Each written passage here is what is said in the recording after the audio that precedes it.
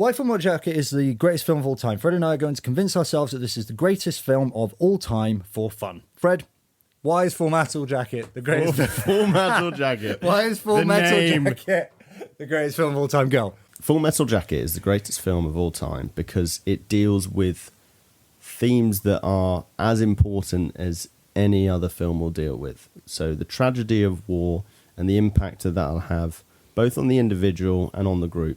The elements that Kubrick leans on that we've spoken about from a theme perspective, duality of man, that's stuff that is very grounded in things that we can see on a daily basis within ourselves. So we're able to reflect with that, but he's heightened it to the point of not only the extremes of a war, so these things happening at the top echelon of human interaction, but also at a war that is very fresh in the memory for people. So the Vietnam conflict is something that people still alive today were a part of.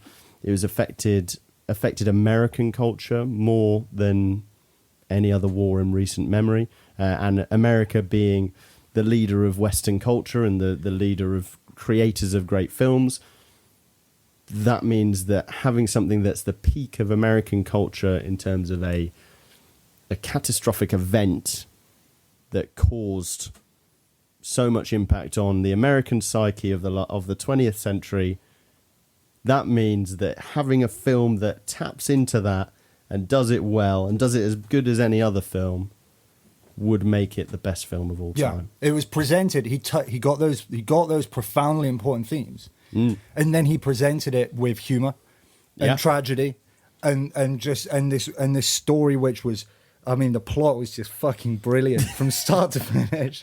I mean, like, I just loved the way that you went from right at the start of his journey as a Marine up until like halfway through his career as a Marine.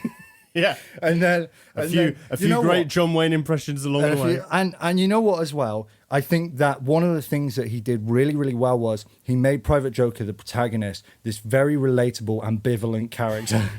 Yeah, and like that kind of ambivalence made it very easy to go on the journey everyman. with him. You know what? He was an everyman. Yeah, he was a Joker. Yeah, he was someone you could not only see yourself in. He was cool. He was kind of what people, the best part of everyman are not that they're just kind of mute characters. They are entertaining, but they're also relatable. They're the version of yourself you tell yourself you are. And then at the end, to do that, to have that figure, and then make him make such a Sophie's choice of moral decisions for the Vietnam period, that really lends credence to the film, right? Yeah. So it's got tragedy, it's got humor, it's got an everyman who just carries the film beautifully with this ambivalence, takes you on a plot which you go from real highs to some of the greatest insults I've ever heard in my life, just rattled off one after the other, to some of the most shocking, especially if you haven't watched it before or haven't had it spoiled, right? Like myself, like if you didn't know that Gomer Pyle would go to the extent that he went to, that blew my head off. I could not believe. You weren't the only one whose head was blown off by that. So, I mean, like, it touches on, and it does this fantastic story with these shocking moments over themes that matter to a lot of people today. And it's value for money as well, because it's essentially two films in one. Yeah. It's two films in one. Yeah. And on top of all of this, these themes are still important because there's still wars, right? That's such a good point. There's still wars.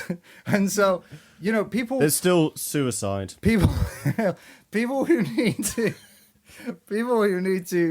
It's still prostitution. Oh, I'll tell you what, right, Fred? Right? I'm trying to make a point here. And what I'm trying to say is, I think that perhaps there is, it could be easy for people who have no exposure to the brutality of war to allow the planet to move in ways that direct towards war, right? I feel like it's difficult to really grasp how brutal war is. And when a film reminds you of that, I think that's important today.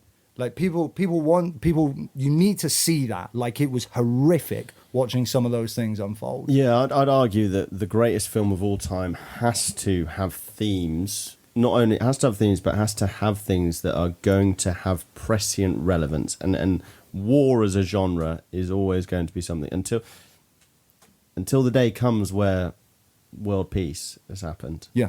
Films like Apocalypse Now are going to be, I would argue, the only films that you should ever watch. Could be the best films of all time. Not Citizen Kane. Not Citizen. Not Casablanca. Apart from the war parts of Casablanca. Apart from the war part, you should only be watching war films for the rest of your life. Yeah, it genuinely was the greatest film I've ever watched and the greatest film of all time. You know what? Genuinely, that was the best. You know what? How about this? Genuinely, it was the best film I've ever watched. How's that for an argument? No, I mean... This week, that was the best film I've ever seen.